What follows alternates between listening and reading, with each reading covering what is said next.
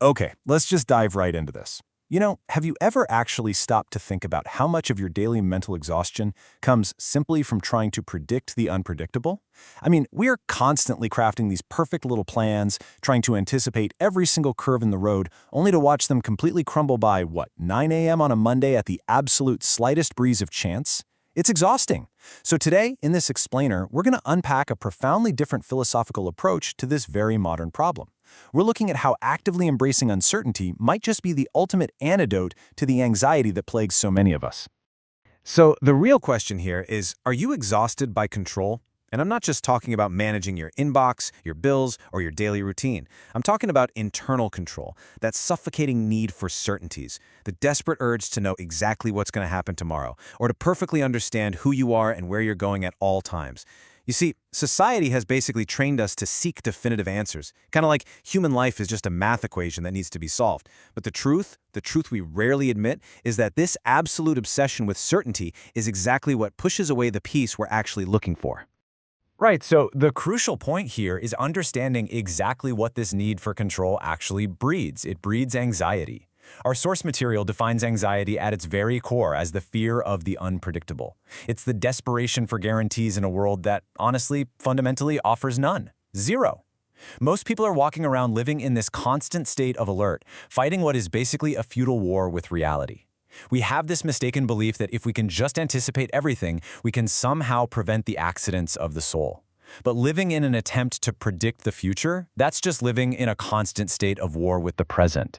Think about it like this. Trying to hold the reins of life is literally like trying to grasp water with your bare hands. The tighter you squeeze, the more life just flows right away through your fingers. And this obsession with control is incredibly toxic.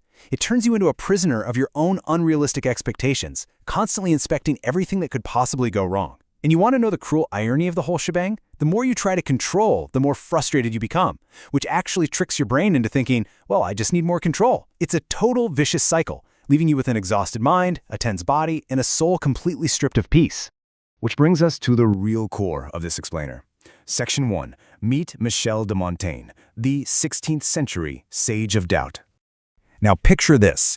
While the 16th century world all around him was desperately seeking dogmas, absolute truths, and these closed, rigid systems, Montaigne did something incredibly rare. He looked inward with brutal, unfiltered honesty. The foundation of his entire philosophy basically boils down to this one absolutely profound question. What do I know? And he constantly asked himself this, not as some edgy provocation, but as a genuine starting point. Because for Montaigne, admitting ignorance wasn't an intellectual failure. No way. It was a massive, profound liberation. It meant he could finally stop pretending. He could drop the heavy masks of having to be entirely right, complete, and impenetrable all the time. And this comparison brilliantly illustrates the massive contrast between our world today and Montaigne's perspective. I mean, look at the modern world, constantly demanding sharp certainties, a fixed identity, insisting you have to have a rock-solid opinion on absolutely everything. Contrast that with Montaigne's world, a world defined by humility, the freedom to just say, I don't know, and a truly beautiful acceptance of fluidity and human imperfection. He firmly believed that our fragilities and our contradictions aren't weaknesses we need to correct. They're actually essential parts of what makes us truly alive. You literally have the permission to be incomplete. Moving right along to Section 2, the power of doubt, building a new relationship with the uncontrollable. So to actually build that new relationship with the uncontrollable, Montaigne used self-reflection as a ritual of deep inner listening. He would withdraw into silence just to observe his own inner whirlwind. The fears, the confused desires, those inexplicable impulses we all get. And he confronted them entirely without judgment. By sharing his own doubts in moments of weakness, he reveals something totally revolutionary. You don't need to be right all the time. You just need to be present with yourself. Because observing yourself with sincerity and compassion, that actually dissolves shame.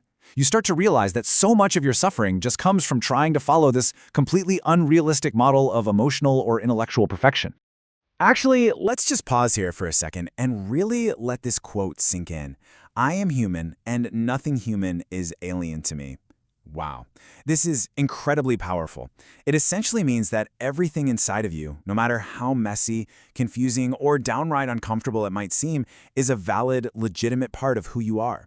We aren't marble statues, right? We are mutable, flawed, and beautifully imperfect human beings.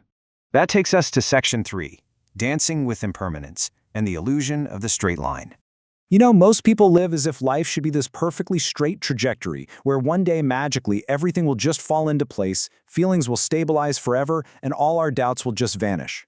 But this cultural fantasy is exactly what distances us from actual peace. Montaigne viewed this rigid desire for stability very differently. He provocatively stated, "Constancy is a virtue of mechanical minds." Think about that. For him, inconsistency wasn't a flaw, it was a literal sign of growth. Changing your mind is a sign of courage. Letting go of an old thought is just a step toward clarity. Living well isn't about clinging to some fixed, rigid identity. It's all about learning to dance with impermanence. This completely reframes how we look at reality. Life is flow, not form. Change isn't some glitch or accident, it's the very essence of existence. Every single time we view a transition as a failure or a threat, we generate our own suffering. But if we accept change, we stop fighting the natural flow of reality. We learn to ride the wave instead of exhausting ourselves trying to build a dam against the entire ocean. Okay, so how do we actually do this? Section 4, Practices for Inner Peace, Existential Tools for Daily Life. Montaigne's texts weren't just abstract ideas. They were designed as practical, existential tools for daily life, habits to help us survive chaos and doubt without, completely losing our minds. We can draw 5 daily exercises from his wisdom. First up, question your certainties. Whenever you feel 100% sure about something, just hit pause, because absolute certainty is so often just a disguise for fear, right? It's a defense mechanism against the discomfort of the unknown. Second, practice self-questioning through writing. Literally put your internal chaos on paper to organize it and make your own mind a much more habitable place to be. The third step is to actively embrace impermanence as a fundamental principle.